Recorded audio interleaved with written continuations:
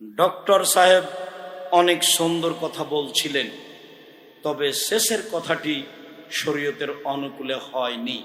সেটা হলো এই, সারা পৃথিবীর আলেম ওলামা যদি এক ফিল্ডে বলে যে গণতন্ত্রের নীতিতে নেতা নির্বাচন করতে হবে, তা হবে হারাম। ইসলামী রাজনীতি আর গণতন্ত্রের মধ্যে কোনো মিল নেই। দুই একটা। এক, ইসলামী নীতিতে ক্ষমতার উৎস আল্লাহ, গণতন্ত্রের নীতিতে ক্ষমতার উৎস জনগণ। নেতার সময় ৪৫ মিনিট, নেতার সময় ৪৫ মিনিট। ইসলামী নীতিতে নেতা যতদিন থাকার থেকে যাবে। গণতন্ত্রের নীতিতে নেতার সময়সীমা ৫ বছর। গণতন্ত্রের নীতিতে নেতা মানুষ রচিত আইন মানতে বাধ্য। ইসলামী নীতিতে নেতা কোরআন এবং হাদিসের আইন মানতে বাধ্য। গণতন্ত্রের নীতিতে নেতা জনগণের কাছে দায়বদ্ধ। ইসলামী নীতিতে নেতা আল্লাহ এবং আল্লাহ রাসূলের কাছে দায়বদ্ধ। ডক্টর সাহেব অনেক সুন্দর কথা বলছিলেন, তবে শেষের কথাটি শরীয়তের অনুকূলে হয়নি। সেটা হলো এই, সারা পৃথিবীর আলেম ওলামা যদি এক ফিল্ডে বলে যে গণতন্ত্রের নীতিতে নেতা নির্বাচন করতে হবে, তা হবে হারাম, তা হবে নাজায়েজ।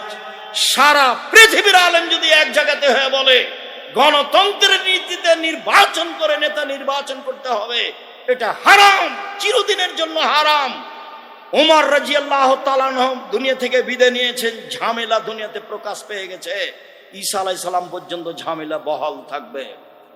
আল্লাহ রাসূল বলছেন, বুখারীর হাদিস, একজন নবী আমার সামনে দিয়ে পার হলেন, দেখলাম একজন মানুষ সাথে আছে। মানে এই নবী সারা জীবন দাওয়াত দিয়ে একটা লোক হেদায়েত হয়েছে।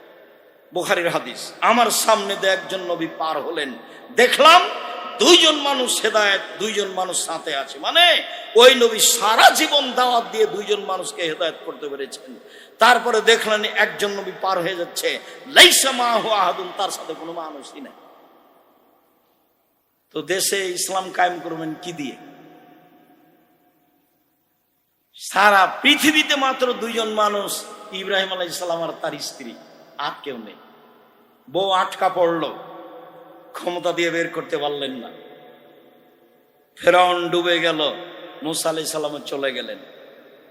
রাজ সিংহাসন ফাঁকা, দখল করে কাজ চালু করলেই তো হয়। সম্মানিত দিনী ভাই বোন, কিয়ামত পর্যন্ত গণতন্ত্রের নীতিতে নেতা নির্বাচন হবে না। মানুষের আকীদা পরিবর্তন করেই দাওয়াতের মাধ্যমে নেতা নির্বাচন করতে হবে। হবে না হয় হবে না। নবীর চলে, আমার চলে না। একজন নবীর একজনও লোক হেদায়েত হয়নি, তো তার চলে, আমার চলে না। একজন নবীর একটাই মানুষ হেদায়েত হয়েছে, তো সেই নবীর চলে, আমার চলে না। নূহ আলাইহিস সালামের 950 বছর দাওয়াতে মাত্র 4 জন ছিল, বাকি সব পালিয়ে গেছে। তো নূহ আলাইহিস সালামের চলে, আমার চলে না। এই চাল চলন যেটা আপনি দেখতে পাচ্ছেন, মারামারি, হইচই, দাঙ্গামা, হাঙ্গামা, জুয়াচুরি, ডাকাতি, আর জেল, আর হাজত, আর রাস্তা, আর ঘাট, আর রাহাজানি, সব কিছু এই দলীয় ভাবে, সেইটা রাসূলের পথ হয় কি করে? যা দিয়ে শত্রুতা শিখা যায়, যা দিয়ে মারামারি শিখা যায়, যা দিয়ে আচরণ খারাপ হয়ে যায়, যা দিয়ে মানুষকে জেল হাজতে দেওয়া যায়, যা দিয়ে মানুষের বুকের উপরে চড়ে মানুষকে জবে করে দেওয়া যায়, সেই নীতি আবার রাসূলের নীতি হয়। ওমর রাদিয়াল্লাহু তাআলা আনহু পরামর্শের ভিত্তিতে নেতা নির্বাচন করতে বলেছেন। যেদিন পরিবেশ হবে সেদিন হবে অর্ধ পৃথিবীর খলিফা, কুশাগর বুদ্ধিজীবী রাজনীতিবিদ ওমর নেতৃত্বের যে পদ্ধতি পেশ করেছেন, সেটাই হবে পদ্ধতি। কিয়ামত পর্যন্ত এই পদ্ধতিই থাকবে। মানুষ সেটা গ্রহণ করতে পারুক আর না পারুক, তাতে আসে যায় না। মানুষের উপরে এই জিম্মেদারি দেওয়া হয়নি যে রাসূলের পদ্ধতি ব্যতীত তুমি তোমার পদ্ধতিতে নেতা নির্বাচন করো। তিনি বলছেন পৃথিবীর মানুষ শুনে রেখো, ইয়াতি মিন বাদি আইম্মা, আমার পরে কতগুলি আলেম ওলামা আসবে, ইহদুনা বিগাইরি হাদিয়াতি, আমার আদর্শ ছেড়ে দিয়ে অন্য আদর্শ গ্রহণ করে বলবে এটাই রাসূলের আদর্শ। আমার সুন্নাত ছেড়ে দিয়ে অন্য সুন্নাত গ্রহণ করে বলবে এটাই রাসূলের সুন্নাত। ওদের দেখতে লাগবে মানুষ, ওদের অন্তর হবে শয়তানের অন্তর। ওদের দেখতে লাগবে মানুষ, ওদের হবে অন্তর হবে শয়তানের অন্তর। আমার আদর্শ ছেড়ে দিয়ে অন্য আদর্শ গ্রহণ করে বলবে এটাই রাসূলের আদর্শ। তিনি বলেছেন পৃথিবীর মানুষ শুনে রেখো, এরা এমন হবে আমার ভাষাতেই কথা বলবে, তারা হবে আমার চামড়ার মানে মুসলমান, তারা আমার ভাষাতেই কথা বলবে মানে কোরআন হাদিস পেশ করবে। কোরআনের আয়াত পড়ে বলছে, দেখেন আল্লাহ বলছেন মিলাদ করতে হবে।